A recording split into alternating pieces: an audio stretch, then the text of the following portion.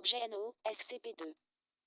Classe, Euclide, procédure de confinement spécial, SCP-2 doit rester connecté à une alimentation en énergie adaptée en permanence, afin de le maintenir dans ce qui semble être un mode de rechargement. En cas de panne de courant, la barrière d'urgence entre l'objet et l'installation doit être fermée, et les environs directs évacués, une fois l'alimentation en courant de l'installation rétablie. Des salves alternées de rayons X et d'ultraviolet doivent éclairer la zone le temps que SCP-2 soit rebranché à l'alimentation et retourne à son mode de chargement. La zone de confinement doit être maintenue à une pression de l'air négative en toutes circonstances. Des équipes incluant un minimum de deux membres sont requises à moins de 20 mètres de SCP-2 ou de sa zone de confinement. Les membres du personnel doivent maintenir un contact physique les uns avec les autres à tout moment pour confirmer la présence d'une autre personne qu'eux-mêmes, la perception pouvant être émoussée.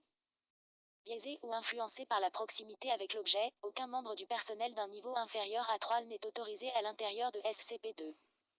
Cette exigence peut être levée par autorisation écrite provenant de deux administrateurs hors site de niveau 4. Le personnel de commandement a décrété que les agents bénéficiant d'une telle dérogation doivent être escortés par au minimum 5 membres de la sécurité de niveau 3 pour toute la durée du contact et doivent temporairement renoncer à leur rang et à leur accréditation de sécurité. Après le contact, le personnel de commandement sera escorté à au minimum 5 km de SCP-2 afin de subir une quarantaine de 72 heures et une évaluation psychologique, s'il est considéré par le personnel psychologique comme étant apte au travail. Son rang et son niveau de sécurité seront restaurés à la fin de la quarantaine. Description: SCP-2 a l'apparence d'une croissance charnue et tumorale d'un volume approximatif de 60 m3. Une trappe à valve de fer sur un côté mène à son intérieur, qui ressemble à un appartement à loyer modéré standard de taille modeste. Un des murs de la pièce possède une fenêtre, bien qu'aucune ouverture de la sorte ne soit visible de l'extérieur. La pièce contient des meubles qui, après un examen attentif, s'avèrent être en os sculpté, en cheveux tissés et en autres substances biologiques produites par le corps humain. Toute la matière testée à ce jour possède des séquences d'ADN indépendantes ou fragmentées pour chaque objet dans la pièce. Se référer au rapport de Miosen Ref croisé document 00.023603 pour les détails concernant la découverte de l'objet. Référence: à ce jour, le sujet est responsable de la disparition de 7 membres du personnel. Depuis sa récupération, il s'est meublé de 2 lampes, d'une carpette, d'une télévision, d'une radio, d'un fauteuil poire, de 3 livres dans une langue inconnue, de 4 jouets d'enfants et d'une petite plante en pot. Des essais avec une grande variété d'animaux de laboratoire incluant des primates supérieurs ont échoué à provoquer une réaction de SCP-2. De même, les cadavres ne déclenchent aucune réponse de l'objet, quel que soit le procédé utilisé par le sujet pour convertir la matière organique en mobilier. Il est apparemment seulement provoqué par l'introduction d'humains vivants. Voir rapport de Miosen de site 00.023603. Rapport de Miosen 00.023603. Ce qui suit est un bref rapport détaillant la découverte de SCP-2.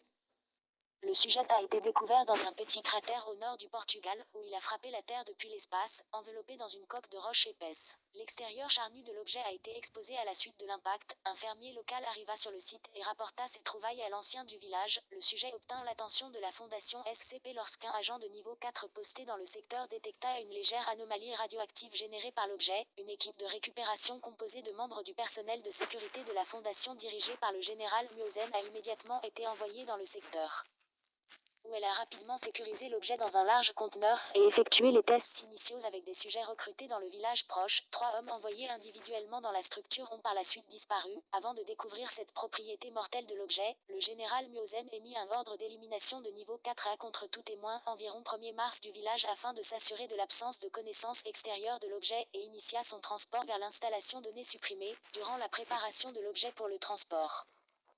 4 membres du personnel de sécurité de la fondation ont été inexplicablement attirés à l'intérieur de l'objet, ce qui a entraîné leur disparition immédiate. Après inspection, il s'est avéré que l'objet avait généré du nouveau mobilier, commençant à ressembler à l'intérieur d'un appartement. Le général Miosen a immédiatement ordonné la réquisition de plusieurs combinaisons asthma de classe III pour le personnel restant, qui a procédé au chargement du conteneur dans un cargo à destination d'un des sites de confinement de la Fondation. Données supprimées à la suite de l'élimination du général Miosen. SCP-2 a été de nouveau sécurisé par le personnel de la Fondation et placé en confinement spécial à confidentiel, où il se trouve encore à ce jour. Depuis l'incident de Miosen, aucun membre du personnel de niveau 3 ou inférieur ne peut accéder au conteneur de SCP-2 sans l'autorisation préalable d'au moins 2 responsables de niveau 4.